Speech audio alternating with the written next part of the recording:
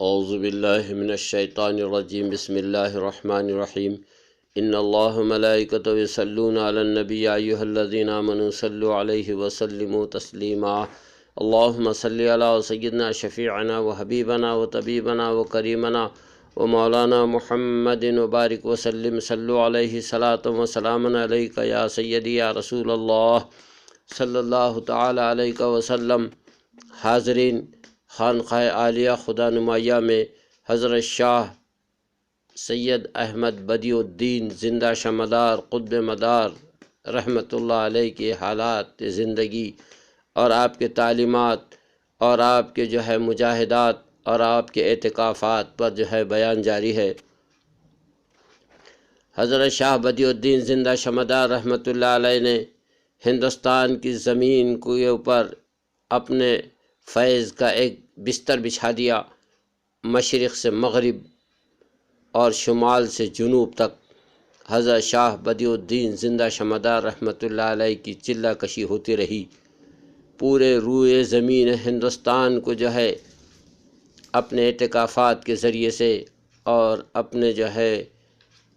چلہ کشی کے ذریعے سے سیراب اور سرفراز کرتے رہے۔ حاضرین، خاص طور پر اتر پردیش میں جونپور کا جو علاقہ ہے، قنوج کا جو علاقہ ہے، اس پر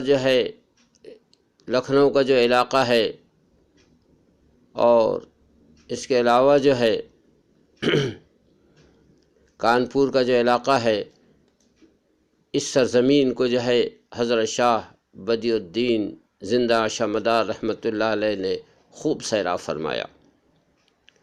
اس وقت ریاست جونپور کا مقام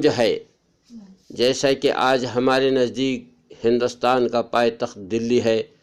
اس زمانے میں ہندوستان کا پائے تخت جونپور کو تصور کیا جاتا تھا۔ جونپور ایک مکمل ریاست تھی،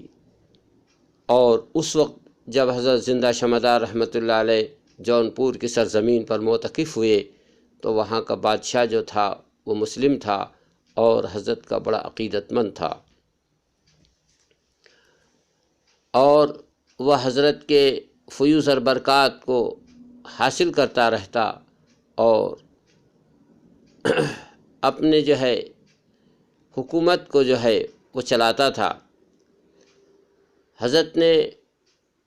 اس بادشاہ کو بہت نعمتیں اور برکتیں عطا فرمائی، اور پھر وہ حضرت کا مرید بھی ہوا۔ جونپور میں آج بھی حضرت زندہ شمدار رحمۃ اللہ علیہ کا چلہ مبارک موجود ہے، اور اس کے علاوہ اتر پردیش میں جگہ جگہ حضرت کے چلے ہیں موجود۔ کالپی شریف کے جو سادات ہیں، اولاد غوث اعظم ہیں، ان کو بھی حضرت شاہ بدیع الدین زندہ شمدار رحمۃ اللہ علیہ کی نعمتیں ملی، اور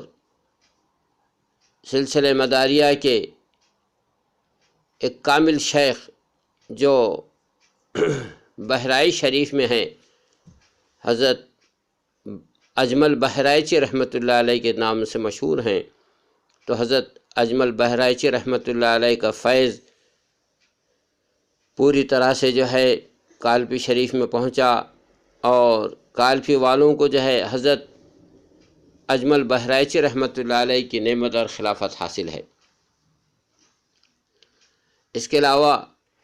بہرائچ شریف میں حضرت پیر بڈھن رحمۃ اللہ علیہ یہ بھی موجود ہیں، جو بہرائچ کی سرزمین کو حضرت پیر اجمل رحمۃ اللہ علیہ کے آمد سے پہلے سیراب اور سرفراز کر رہے تھے۔ حاضرین،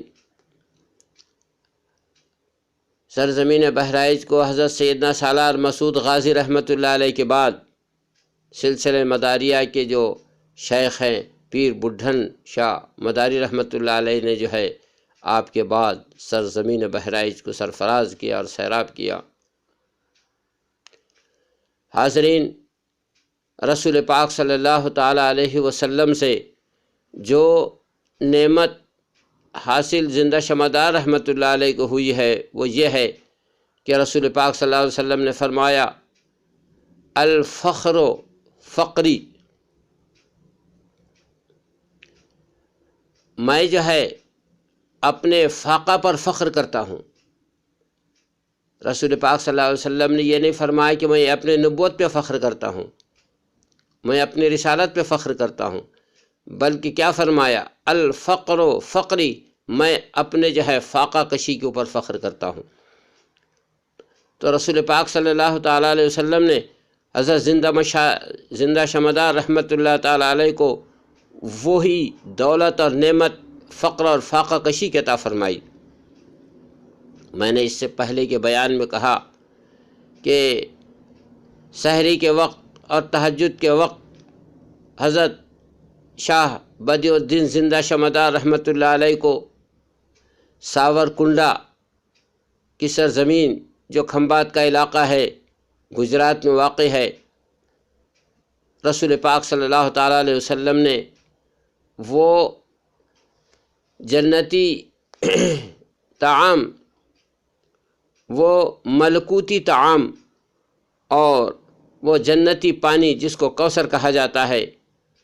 اس سے جو سحری کرائی اور کہا کہ آج سے تمہاری فاقہ کی ابتدا ہے، اور جامہ پہنا دیا یعنی کپڑا پہنا دیا، تو ساور کنڈا کی سرزمین پر آپ نے جو ہے حضرت زندہ شمعدار رحمۃ اللہ علیہ کو فقر اور فاقہ کی اور فقیری کی نعمت عطا فرمائی اور کہا کہ آج سے تمہارے فاقہ کی ابتدا ہے، اور یہ فاقہ جو ہے تمہارے زندگی بھر رہے گا، اور اس فاقہ کا جو ہے افطار، اس فاقے کی جو افطار ہوگی وہ تمہاری جنت کے اندر ہوگی، اس لیے کہ جنتی طعام سے، ملکوتی طعام سے اور جنتی پانی سے جب تمہاری سحری ہوئی ہے تو تمہارا افطار بھی جو ہے جنتی میووں سے ہوگا اور جنتی طعام سے ہوگا، اور کوثر کی ان نہروں سے جو ہے تمہیں جو ہے پانی دیا جائے گا، اور وہ مشروبات تم کو دیے جائیں گے جو ملعونی ہوں گے، وہ مشروبات ہوں گے۔ تو عزیز اور دوستو، حضرت شاہ بدیع الدین زندہ شمعدار رحمۃ اللہ علیہ کو رسول پاک صلی اللہ تعالیٰ علیہ وسلم نے ایسا فقر اور فاقہ عطا فرمایا کہ 550 سال تک کے جو ہے آپ جو ہے اس فاقہ کے اندر رہے، نہ کبھی کھایا، نہ کبھی پیا، نہ کبھی پہنا۔ جو پہنایا تھا رسول نے وہی تھا، جو کھلایا تھا رسول نے وہی تھا، اور جو پلایا تھا رسول نے وہی پیے تھے۔ تو عزیز اور دوستو، یہ نعمت اور برکت حضرت شاہ بدیع الدین زندہ شمعدار رحمۃ اللہ علیہ کے آستانے سے فقر اور فاقہ کی آج بھی بٹ رہی ہے۔ یہ بارگاہ مصطفیٰ کی خیرات اور یہ جنتی نعمتیں جو خیرات مصطفیٰ کے طرف منسوب ہو کر جو زندہ شمعدار رحمۃ اللہ علیہ کو ملی، وہ فقر اور فاقہ کی خیرات جو ہے مصطفیٰ کی، حضرت شاہ بدیع الدین زندہ شمعدار رحمۃ اللہ علیہ پورے سرزمین کے اندر جو ہے بانٹتے رہے، جہاں پر چلہ کشی کی وہاں پر بانٹتے رہے، تقسیم کرتے رہے، جو بھی حضرت سے وابستہ ہوئے وہ سب فقر اور فاقہ کے اندر جو ہے مست رہے۔ عزیز اور دوستو، میں نے اس سے پہلے بھی شاید بیان میں کہا تھا کہ 3 بڑی بارگاہیں ہیں جہاں سے بارگاہ رسول کی نعمتیں تقسیم ہوتی ہے۔ سب سے پہلی بارگاہ حضرت شاہ بدیع الدین زندہ شمعدار رحمۃ اللہ علیہ کی ہے، جو فقر اور فاقہ اور فقیری کی تقسیم جو ہے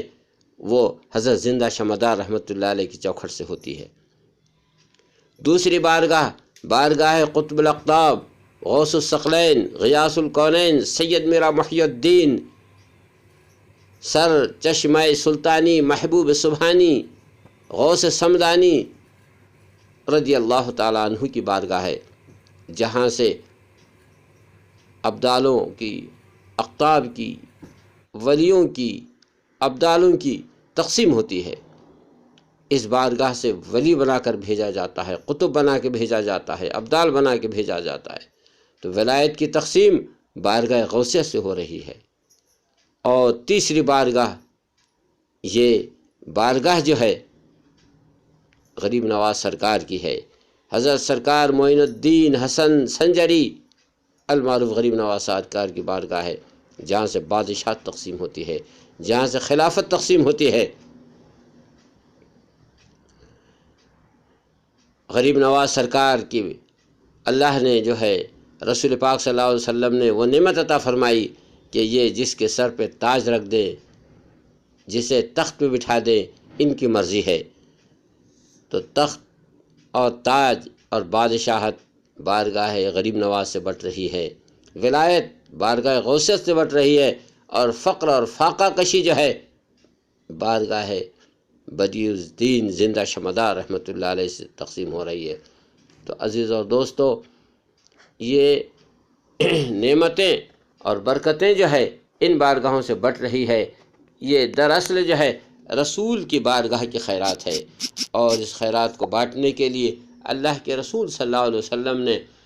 اپنے فرزندوں اور اپنی آل کو چن لیا ہے، جو پوری زمین پر جو ہے خیرات مصطفیٰ بانٹ رہے ہیں۔